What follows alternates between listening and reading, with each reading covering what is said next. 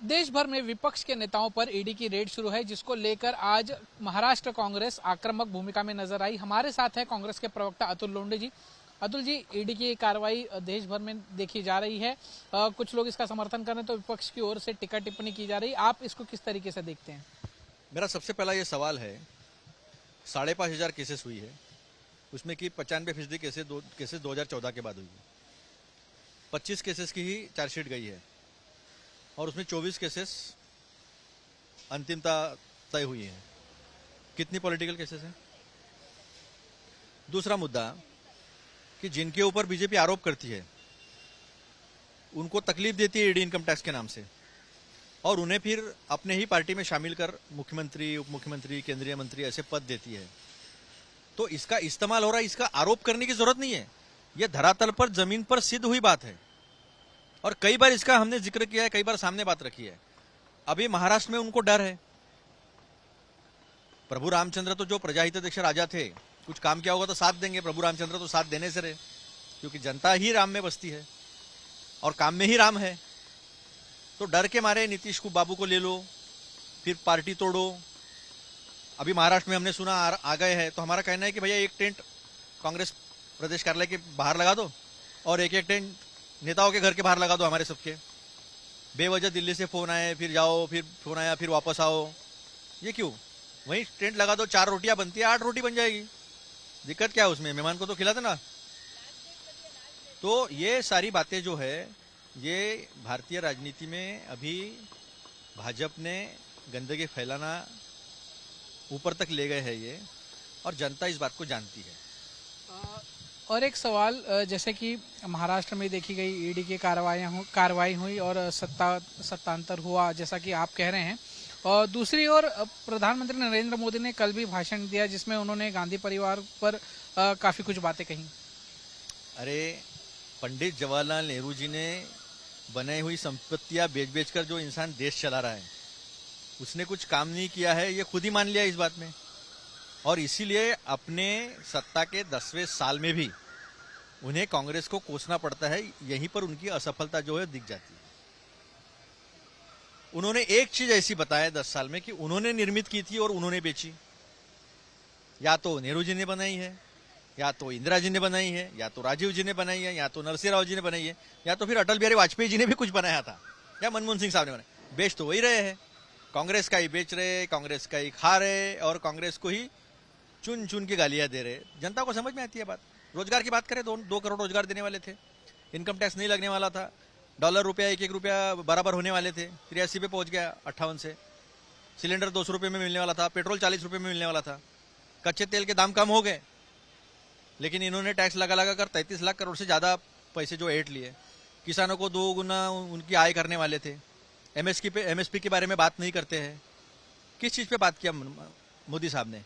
बताया अपना नोटबंदी पे, बोले कैश को खत्म कर दूंगा। दोगुनी हो गई है। 17 लाख करोड़ कैश थी जब नोटबंदी हुई, आज 33 लाख करोड़ के ऊपर कैश हो गई है मार्केट में। और पेटीएम का तो वाह वाह वाह, उसके तो ब्रांड बॉय थे हमारे नरेंद्र मोदी जी, पोस्टर बॉय। तो ये पोस्टर बॉय ने जिसका काम किया था, उसमें 35 करोड़ अकाउंट है, जिसमें 31 करोड़ का तो नॉन ऑपरेटिव है। यानी जो दावा किया गया था, फिनटेक पोस्टर कौन था? विजय शेखर। और पेटीएम के पोस्टर बॉय कौन थे? देश के प्रधानमंत्री। किसने फंसाया देश को? तो ये बातें उन्होंने नहीं की, कोई बात उजागर नहीं की। कांग्रेस को कोसना पहले साल में ठीक था, दूसरे साल में ठीक था, तीसरे, चौथे, 5वें साल में ठीक था। आप 10वें साल में अगर कांग्रेस को कोसते होगे तो आप अपनी असफलता का परिचय खुद दे रहे हो।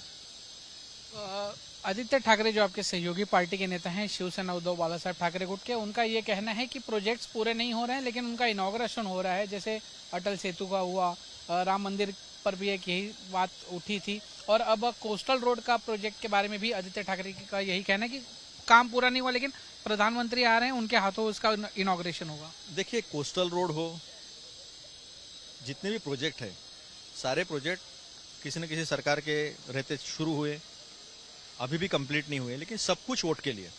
उदाहरण के तौर पर महिला आरक्षण की बात। महिला आरक्षण बिल ऐसा है कि जो कहता है 2026 के बाद जो जनगणना होगी उसके आधार पर आरक्षण मिलेगा। 2026 के बाद की जनगणना 2031 होगी। अब पता नहीं ये रहे तो होगी कि नहीं होगी, ये तो रहने वाले नहीं है 2024 में। अब तक इन्होंने 21 की जनगणना नहीं की है। तो आधा अधूरा झूठ बोलो, बार बार बोलो, मतदान मिलते तक बोलो, फिर अपनी बात करो, अपनी मनमानी करो, अपने दोस्तों को सब बेच दो। तो ये सारा शुरुआत है। तो ये सरकार आधा अधूरा था। ये सरकार के पास कोई नीति, नियत, नियम कुछ नहीं है। बस वोटों के लिए लोगों से झूठ बोलना, 2-2 बार का टर्म मिलने के बाद भी दबा के झूठ बोलना, यही इस सरकार का चेहरा रहा है। एक और बात आपने कही कि ईडी की जो या सेंट्रल एजेंसी की जो कार्रवाइयां होती हैं, कुछ लोगों को पहले पता चल जाती है, कुछ लोग पहले उसका ट्वीट कर देते हैं। हाँ, किरीट सोमैया जी करते हैं ना, आज इनकम टैक्स की यहाँ रेड होने वाली है, आज ईडी की वहां रेड होने वाली है। फिर वो कौन है कि इस महाराष्ट्र में बिल्डर को लूट रहा है ईडी के नाम पर? 164 करोड़ की फिरौती मांगी एक बिल्डर को। आज सारा कच्चा चिट्टा जो अखबारों में आ गया, सारी उनकी कार्रवाइयां चल रही है। तो कौन लोग है ये? कॉन्ट्रैक्टर एसोसिएशन लेटर लिखता है इस प्रदेश के मुख्यमंत्री को कि हमें तकलीफ दी जाती है, एक्सटॉर्शन किया जाता है, पैसे लिए जाते हैं। कौन से दल के लोग इसमें इन्वॉल्व है? बाहर लाए, बताएं कौन ये लूटमार करता है।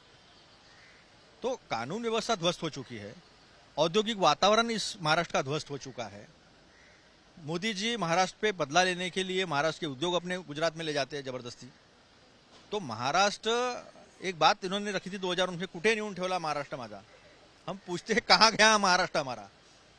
ये छत्रपति शिवाजी महाराज, शाहू फुले अंबेडकर जी के विचार का महाराष्ट्र अपनी औद्योगिक संस्कृति के लिए जाना जाता था, एक सामाजिक संस्कृति के लिए जाना जाता था, कानून व्यवस्था के लिए जाना जाता था। बॉम्बे पुलिस को स्कॉटलैंड यार्ड पुलिस के बाद में माना जाता था सक्षमता में। आज वहीं पर उल्लासनगर में हमने देखा बीजेपी का विधायक गोली चलाता है। कानूनी कार्रवाई तो होगी, लेकिन बीजेपी ने कार्रवाई क्यों नहीं की? कौन सा सबूत चाहिए?